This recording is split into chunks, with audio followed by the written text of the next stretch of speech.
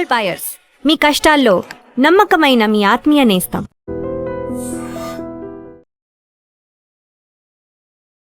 నమస్తే, welcome to iDream talking point with Kavitha.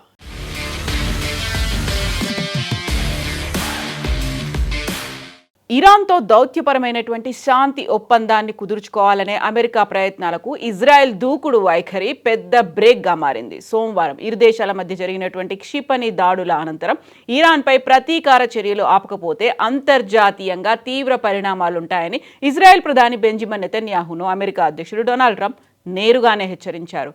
Be careful, ఒంటరిగా మిగిలిపోతావు అంటూ Trump చేసినటువంటి వ్యాఖ్యలు ఇప్పుడు పశ్చిమాసియా రాజకీయాల్లో తీవ్ర సంచలనం రేపుతున్నాయి. పశ్చిమాసియాలో మళ్లీ యుద్ధ మేఘాలు కంపుకుంటున్న వేళ ఇజ్రాయెల్ ప్రధాని బెంజమిన్ నెతన్యాహుకు అమెరికా అధ్యక్షుడు డొనాల్డ్ ట్రంప్ కీలకమైనటువంటి హెచ్చరికలు చేశారు. ఇరాన్పై మరోసారి విస్తృత స్థాయి సైనిక చర్యలకు దిగితే ఇజ్రాయెల్ అంతర్జాతీయ వేదికపై ఒంటరిగా మారే ప్రమాదం ఉందని వార్నింగ్ ఇచ్చారు. ఈ విషయాన్ని ట్రంప్ స్వయంగా అంతర్జాతీయ మీడియాతో వెల్లడించారు.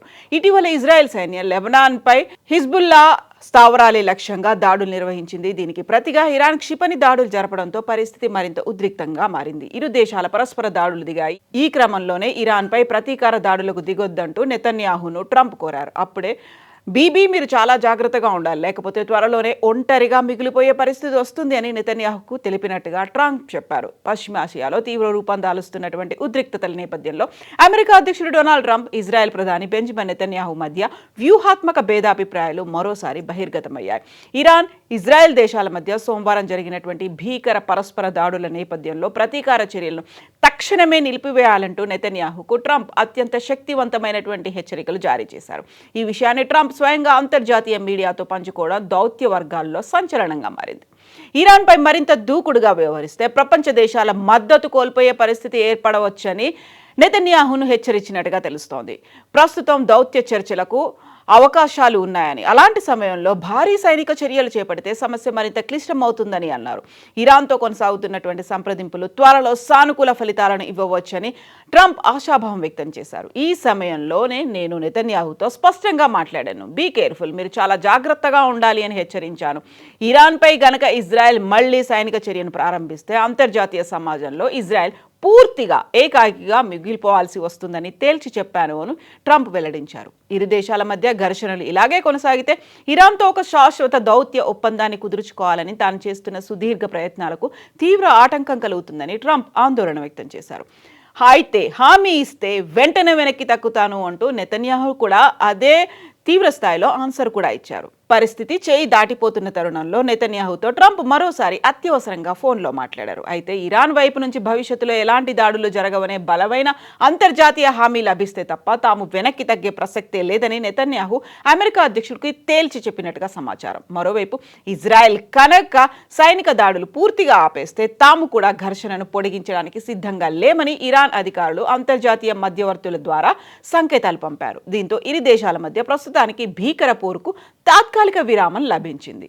అయితే సోమవారం జరిగిన ఈ ప్రత్యక్ష యుద్ధంలో అమెరికా సైన్యం నేరుగా పాల్గొనలేదు. అయినప్పటికీ ఇరాన్ ప్రయోగించినటువంటి ప్రమాదకర క్షిపణులను ఆకాశంలోనే అడ్డుకోవడంతో ఇజ్రాయెల్ రక్షణ బలగాలకు అవసరమైనటువంటి సాంకేతిక వ్యూహాన్ని, సహాయాన్ని అందించామని యుఎస్కి చెందినటువంటి రక్షణ శాఖ అధికారులు ధృవీకరించారు.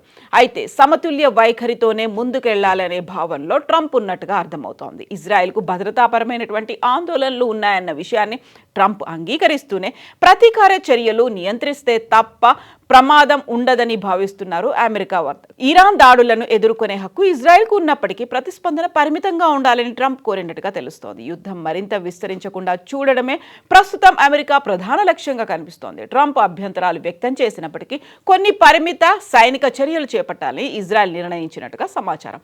అనంతరం ఇరాన్లో ఉన్నటువంటి కొన్ని లక్ష్యాలపై దాడులు జరిగాయి. ప్రతిగా టెహ్రాన్ మరోసారి క్షిపణులు ప్రయోగించింది. ఈ దాడుల్లో అమెరికా నేరుగా పాల్గొనకపోయినా ఇజ్రాయెల్పై వచ్చిన క్షిపణులను గుర్తించడం, అడ్డుకోవడంలో అమెరికా రక్షణ వ్యవస్థ సహకరించినట్లుగా రక్షణ వర్గాలు తెలిపాయి.